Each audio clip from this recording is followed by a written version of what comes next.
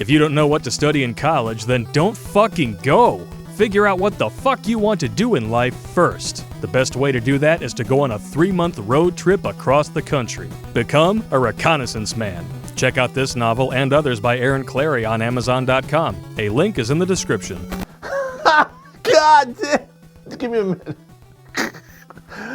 Oh my God, I can't believe this one. You're gonna love it. Hey, it's Bad Popp here, and I got some bad news for Julia Stephenson. You bitch. Bitch! Alright, gentlemen, if you haven't seen this article, consider yourself lucky. Just check out this fucking headline. Oh my God!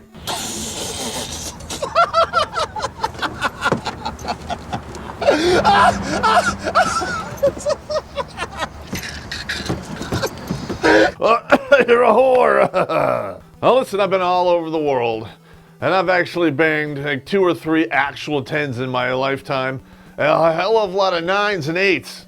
And baby, you're a solid 6. Not for nothing, baby, but you look like Vanna White took a cross-side beat down by Chris Brown. And we're not talking about what you look like now, because clearly you had some work done, baby. You were kind enough to provide us your wedding photo, and you still look beat. So guess what? We're gonna rip this shit apart and have a great time doing it. And with that being said, let us begin.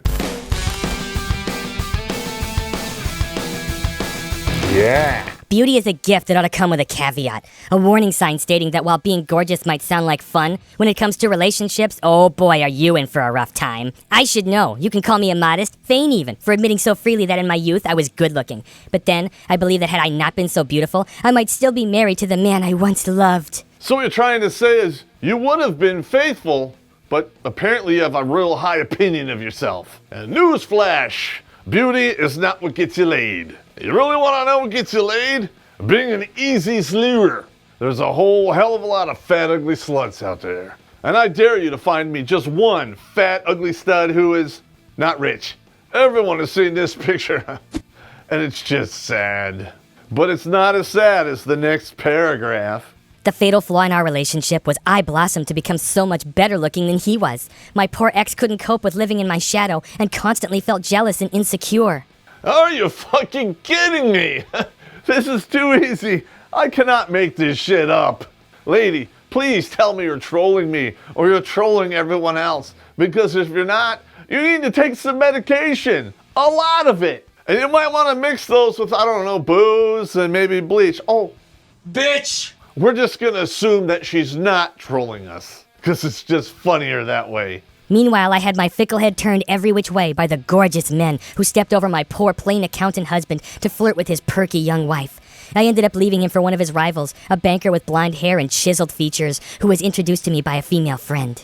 And I'm sure you cheated on him because once you pop, you just can't stop. Pun intended. And I noticed there's not a picture of this guy in your article, but hey, if you follow the dick stacking test, you would fall from a height of epic proportions. You'd hit the ground so hard they'd have to scrape you up and feed you to Hannibal Lecter in a bread bowl. Serving your head at Panera Bread. What do you know? I'm pretty sure you serviced a lot of head. Haha. And if sperm was cement, you'd have I-75 down your throat. Oh, and you're in England, you know what that is? Look at a map of America. Bitch. I had married in 1989 when I was 26. I genuinely believed my husband was the love of my life. But 18 months later, it was all over. Gone. Because someone had flattered me and seduced me, and stupidly, I didn't have the backbone to say no. Well, at least you admit you're stupid. But you were 26, so you should have knew fucking better. I was young. It shouldn't be held against me. But when you're 18, you can be sent out with a machine gun to fight and die for your country. Fuck off. I remember when I divorced my wife for being a cheating slewer. We're back. Needless to say, my Lothario soon gave me a taste of my own medicine, driving me insane by chatting up other women. Suddenly, I was the insecure one, constantly asking, who was that woman flirting with you at the bar? After a few agonizing months, I was left nursing a bruised ego when he moved on to someone new.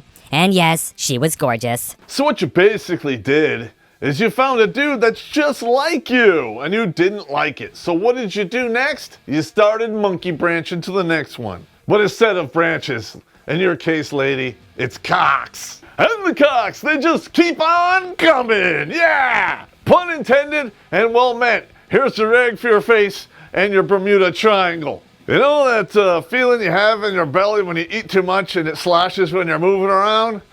Yeah, except that is sperm. I think I'll take the Richard salad with some extra dressing. Yeah, no. Poetic justice, you might say, but I am far from the only attractive woman to have messed up her marriage by being too pretty for her own good. A study published this week grimly notes that being beautiful is a relationship liability. You see that? You almost took responsibility, and then you fucked it up. But I guess fucking is what you're good at. No, hell no. 98. Where's my attorney? Oh, I don't have one. Oh, God. Red flag whore here. Red flag whore. This entire article is you shucking responsibility and becoming a sperm receptacle because you're too good looking. And therefore you can do no wrong, right? No. Researchers at Harvard, like gossip mag columnists, were debating why Hollywood power couples such as Brad Pitt and Angelina Jolie or Tom Cruise and Katie Holmes rarely go the distance. The latest example is Scarlett Johansson, who filed for divorce from her second husband this month and has frankly stated that monogamy is just not for her. I heard ScarJo likes older dudes. Older dude here, winning. The researchers found celebrities were much more likely to be divorced than plain old Mr. Smith and had shorter marriages too. Yeah. No shit. And if I had all that money, I wouldn't get married at all. Let's face it, once you have that kind of money, how do you actually trust anybody? You can't. The only way you can really semi-trust that woman with you is if she was with you while you made the money and helped you make it. Lisa, I know you're watching, but we're not talking about you this time, so fuck off. Further research showed it's not just the rich and famous, it's all good-looking types. They asked women to judge the attractiveness of 238 men from a high school yearbook. The most attractive were more likely to have had short marriages and be divorced. And that's because those worthless motherfuckers are used to having everything handed to them. It's a good thing to win the genetic lottery, but guess what? Sooner or later, everyone goes bankrupt there. And there was only one little tiny nugget of hope when these ladies hit the wall at 30 or 40. And that hope is simply this. This tiny hope is a 60 or 70-year-old geriatric patient, and maybe he'll leave you everything when he dies. And that's if there's any money left after he buys all that Viagra and penis implants. Just saying. No. Do you remember Anna Nicole Smith? I'm sure that was for love.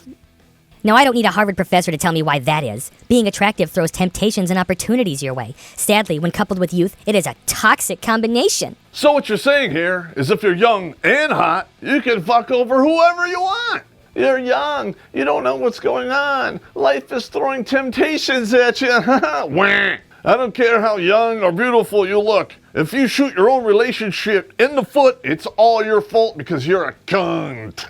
Sounds refreshing, but it really isn't. I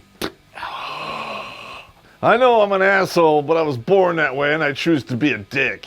And I'm going to hell in a handbasket and I'm getting there real quick, but at least I won't be alone. I'm pretty sure while I'm there I'll get laid, but I'll probably have to double bag that shit, just saying. The fact I was attractive meant I was constantly surrounded by men ready and willing to distract me from the path of true love. The more offers I got, the more convinced I became that the grass really was greener on the other side. You remember that scene from Gladiator when the head guy is walking through the farm with his hand going through the wheat? Now imagine that was dicks. We have a word for that, bitch. It's called green grassitis. Check out the episode. You know, while you're out there doing the research so you could write this shit, I think there was an article that you missed. There's an article out there written by a psychologist who states, you'll fuck around, you're gonna fuck up, and you're gonna fuck your life. Triple fuck, not good, no. Basically, what he's trying to say is too many cocks pretty much means you can't fucking pair bond, you're done. And that's not because you're beautiful, it's because you're a hooer. Hey, that sounds a lot like doomed. Yep, I made the hair on the back of my neck stand up, son of a bitch. It led me into doomed relationship after doomed relationship, a vicious cycle that lasted well into my 40s. You see, I told you, doomed. Once, twice, 3 times a slew, which means doomed. I'm kind of shocked it took you that long to figure it out, but let's face it, you're a can't understand normal thinker. So you younger ladies out there, learn a lesson from this old whore bitch. Never feminism, not even once, not even the tip, because this is what happens. Let's face it, feminism is a diseased cock, and just the tip will infect you every time. Symptoms of feminism include rapid weight gain, spontaneous hair loss, oh my god, hair that turns the color that nature doesn't make, unwanted body hair, And the final symptom, chronic stupidity. And that one's not curable. Not at all. When things started to go awry with a boyfriend, I never felt remotely inclined to work through any problems. I simply moved on to the next man. You've had a slow motion train wreck of cocks running through you, and now you're coming up on the caboose. As a beautiful woman, I never had that fear I would be left alone. There was always another charming, handsome replacement waiting in the wings to offer me the heady excitement of a new relationship. And I call this the Miracle Max Syndrome. And that's where you believe there's a great man, a Prince Charming, right around the corner after you get off this cock. Because guess what? When you hit 40, it's not Miracle Max, it's Mad Max you're gonna get. And Mad Max, he'll shoot a bitch in the face. And he won't help you wipe it off. You know what I mean? Total bitch. For example, one afternoon I walked out of the hairdresser's with a friend, only to have a gorgeous young man screech to a halt in his open-top Ferrari in front of me. I couldn't have lived with myself if I'd driven past you. He said. Will you come to the polo with me on Saturday? Before I had the chance to think, my friend had accepted for both of us. That weekend was spent drinking champagne with the attractive stranger and his wealthy friends. My boyfriend at the time, whoever he was forgotten. This just in on shit that never happened. I'm sorry, baby. But I'm not buying that one, I'm just saying. I know I drive a cop car instead of Ferrari, but guess what? I wouldn't stop for you, even if you were crossing the street. Oh, a whore. Third one this week. On another occasion, I was running to catch a flight to Martha's Vineyard in the States. Where does all this money come from? You're flying to Martha's Vineyard and getting into Ferraris? I don't know, I think you're a liar or a hooer. Unless you're a $1,000 per time horizontal orientated entertainer, or maybe $500 in your case, but no, forget that. When a handsome older man stopped me, gave me his business card and simply said, You're beautiful. Please call me. And I did. I now struggle to even recall his name. You know what that really means? 200 cocks. I'm not going to tell you my number, but at least I can tell you their names. If you go through your list, you type it up and you get to the point where you're typing in, good suit, bald on top, good tennis shoes. you got a fucking problem. As soon as any liaison hit a stumbling block, I'd be off to pastures new. One, I recall, ended because I refused to go away on a shooting weekend. I'd become a vegetarian. It was easier to walk away than to try to fix the problem. Not only are you a bitch, but you're a stuck-up bitch. In fact, have you ever met a nice vegetarian? They're nice as long as they think they can convert you. Just saying. And if you don't want to be a vegetarian, never, ever move to California. Have at it, bitches, because I love hot dogs. I suspect that had I been forced to stay and work on it, my life might be much happier. No shit! And that is a huge issue with our culture today. Everything has become as expendable, as diapers. Do yourself a favor, gentlemen. If she leaves her cell phone on the table, check it for the app Tinder or Bumble. Yeah, they'll try to tell you it's not a fucking app, but it's really a fucking app. I have no doubt that being really good-looking can be a curse when it comes to matters of the heart. Oh, you've been cursed? Your little Fifi got hurt?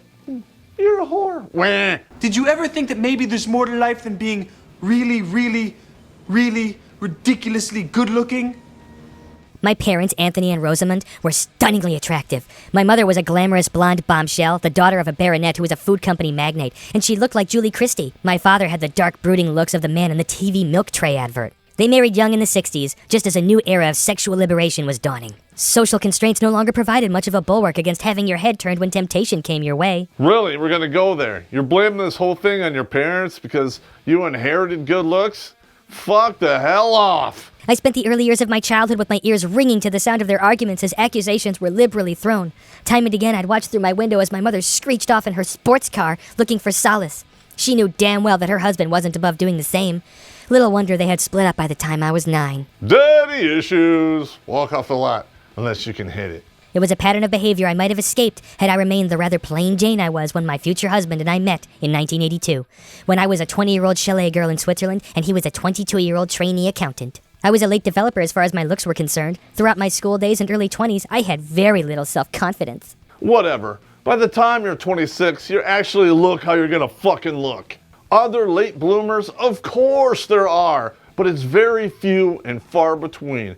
And when I see the pictures of you in this article, I have to call bullshit. Look at her wedding photos and look at her today. She basically looks the same. You know what? Maybe it is Maybelline or Oil of Olay, but I'm betting on plastic surgery. And don't you just love this picture? Of course, she's adjusting it so her tit's almost falling out. Who wants to look at a 50-year-old titty? It doesn't do anything for me. So when along came a lovely man who treated me well and clearly loved me dearly, I felt incredibly lucky to have him. He wasn't much of a looker, but then neither was I, so we seemed well matched. It was only around the time that we married that I suddenly began to blossom. My gangly limbs became shapely, my features somehow more refined. No, they didn't. And there are no pictures of you before your wedding day. So again, I'm calling bullshit. If you were really serious about proving your case about being a late bloomer, you would have put those pictures in there. In fact, I'm kind of hoping that your ex-husband sees this shit. He buys a big thing of roses, drives to your new house, and beats the shit out of you with them. I became fixated with the idea that I'd made a dreadful mistake in settling for someone whom I'd mistakenly assumed was the best I could hope for. So let me get this straight. You date this guy for 6 years, and you marry him, and then 18 months you dump him because you think you could do better physically. You know how shallow that is? Armpit sweat is way deeper than that. That is more shallow than a puppy's piss puddle, bitch. For the first time in my life, men were falling over themselves to talk to me, even when I was with my husband. You can imagine the ego boost that gave me. Unforgivably, I chose to ignore how much hurt this would cause. Can anyone say bad fucking karma? You're a gleaming silver turd, and you don't look like shit, but you really smell like it. At home, he'd find me trying on tight clothes that showed off my figure and be horrified. I don't know, I'm gonna have to go with no on that, and maybe he just wanted to bang you, I'm just saying. You're not going out like that. He'd bark, before insisting that I return them to the shop. He got upset that he was paying for new outfits for you so you could go out wallet shopping on his dime. You want me to look middle-aged before my time, I'd snap back, before flouncing off, just as my mother had done when I was a child. Your mother was a whore too. That beef and cheddar and a catch mitt probably took one hell of a beating before you finally dropped out.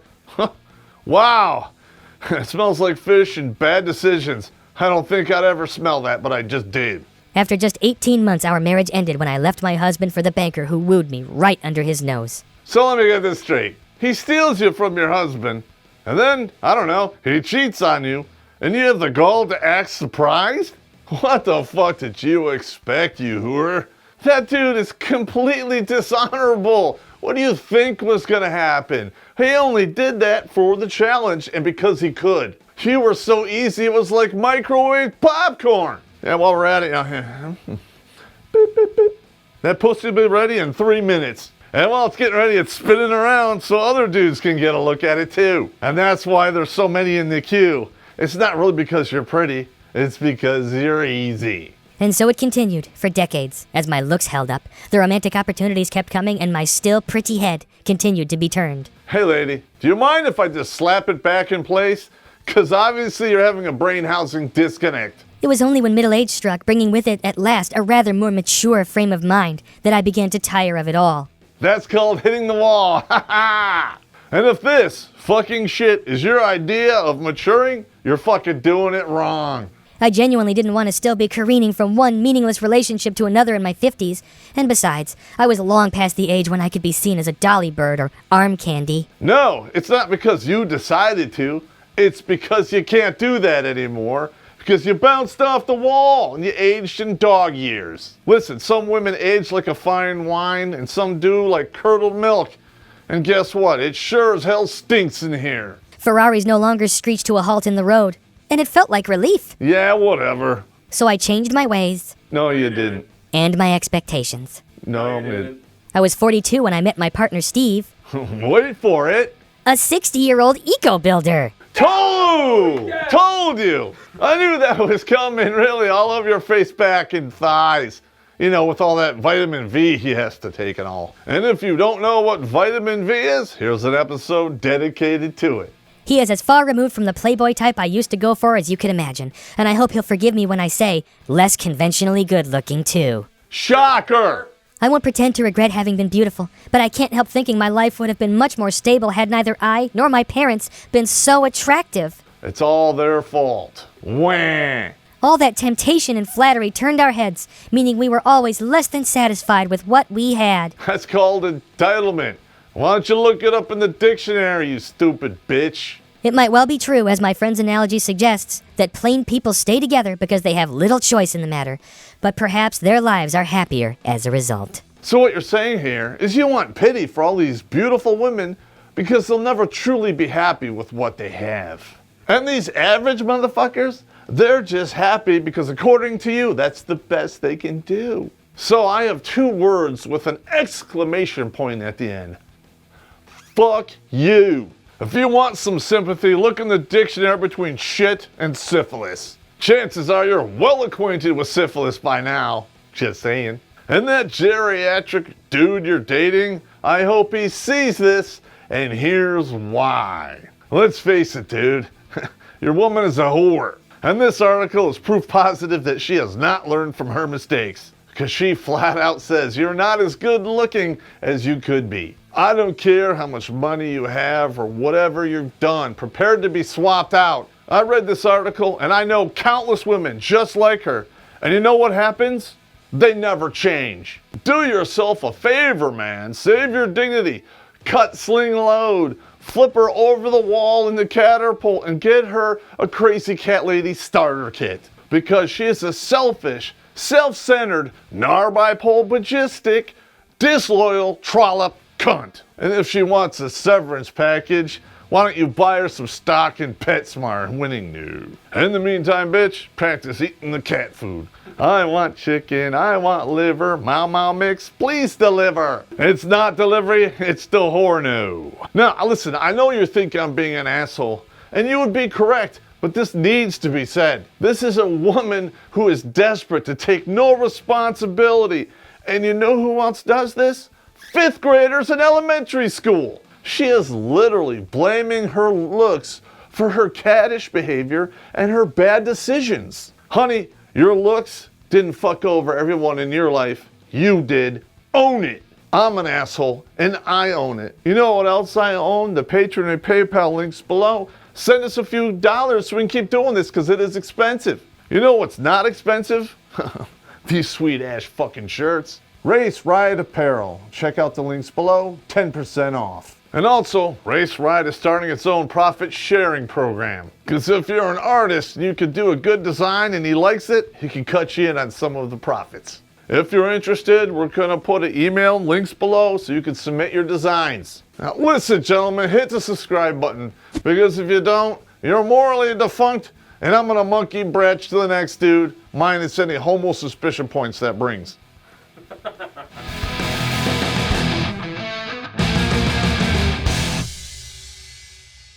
It's like she's a fucking bona fide walking, talking harlot, but yet she's blaming everyone but herself. Yeah. What the fuck? That's a double yeah with the word ho at the end. Wah wah ho, and it's not Santa Claus. Yeah, so what she's saying here is she walked through the valley of penis, and because she was in there, she decided to be the hub in the dick salad. It's not her fault because she's so good looking.